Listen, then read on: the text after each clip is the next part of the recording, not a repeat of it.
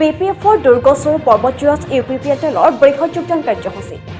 পৰ্বতচূড়াত BPF দলৰ ভেটিত কপনি তুলি একেদিনাই BPF আৰু AIUDF দলৰ পৰা প্ৰায় 4 শতাধিক কৰ্মী সমৰ্থক আনুষ্ঠানিকভাৱে UPPL দলত যোগদান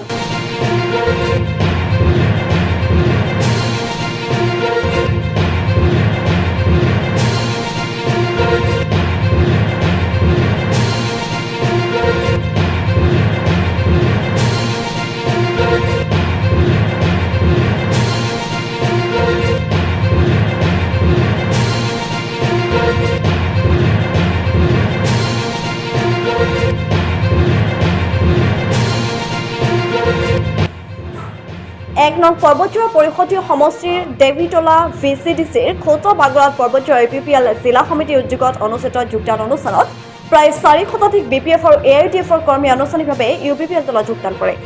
নতুনকৈ যোগদান কৰা কৰ্মীসকলক দলীয় মাৰফলা আৰু ফুলাম গামোচাৰে আদৰি লৈ বিটিআৰ পৰিষদীয় চৰকাৰ বন ভূমি ৰাজহ আৰু সংখ্যালঘু উন্নয়ন বিভাগৰ কাৰ্যবাহী সদস্য ৰঞ্জিত বসুমতাৰী আৰু UPPL দলৰ উপসভাপতি তথা প্ৰাক্তন পৰিষদ আফজাল হোসেন চৰকাৰে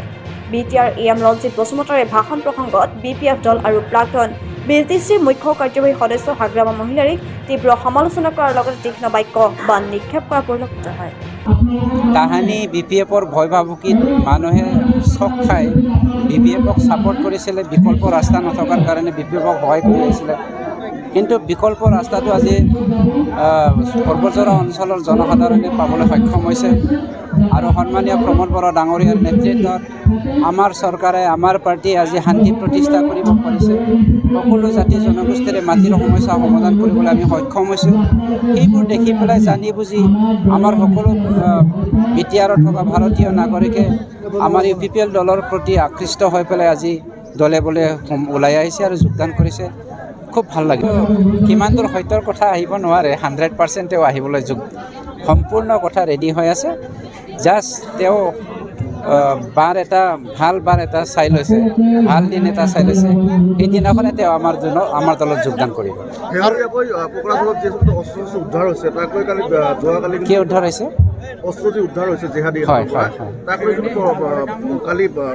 হাগ্ৰামা মহিলা ডাঙৰীয়া কৈছে যে পৰ্বতৰ হাতীৰ উদ্ধাৰ হৈছে বুলি কৈছে মই বিশেষ আমাৰ মাজত কথা কৈ পেলাই সংঘৰ্ষ সৃষ্টি কৰিবলৈ নিবিচাৰোঁ